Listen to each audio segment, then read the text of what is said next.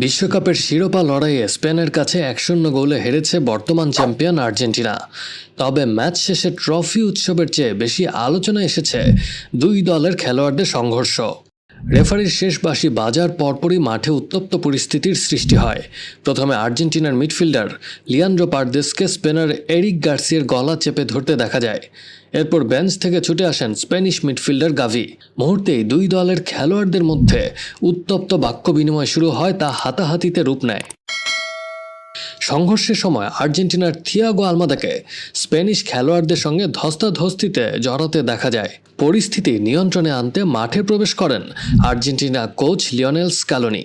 সতীর্থ ও কোচিং স্টাফের চেষ্টায় শেষ পর্যন্ত পরিস্থিতি শান্ত হয়।